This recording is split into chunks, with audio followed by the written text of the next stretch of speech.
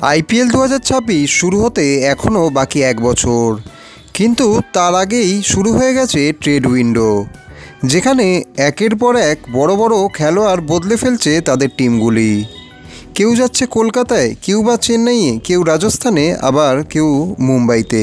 চলুন জেনে নেওয়া যাক এই প্রথম ট্রেড উইন্ডোতে কারা কারা হচ্ছেন ট্রেড।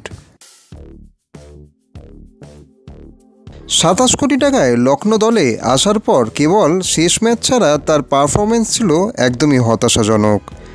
এখন তাকে ট্রেড করার জন্য অফার আসছে কলকাতা নাইট রাইডার্স ও দিল্লি ক্যাপিটালসের তরফ থেকে।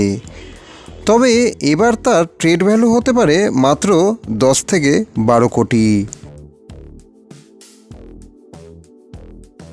এতদিন রাজস্থান রয়্যালসের অধিনায়ক ছিলেন সঞ্জু স্যামসন, কিন্তু রাজস্থান পরের আইপিএলের জন্য এবার ক্যাপ্টেন করতে পারে যশস্বী জয়সওয়ালকে।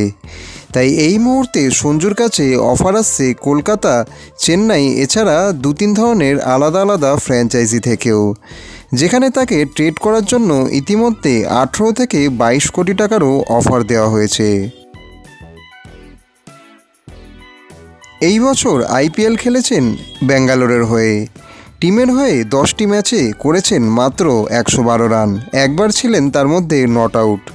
কিন্তু এই রান তার অ্যামাউন্টকে একদমই জাস্টিফাই করে না। তাই লিভিংস্টোনকে খুবই তাড়াতাড়ি বিক্রি করার সিদ্ধান্ত নিয়েছে ব্যাঙ্গালোর। শোনা যাচ্ছে পাঞ্জাব কিংস পরের বছর আইপিএলের তাকে দলে কেনার জন্য ইচ্ছা রেখেছে।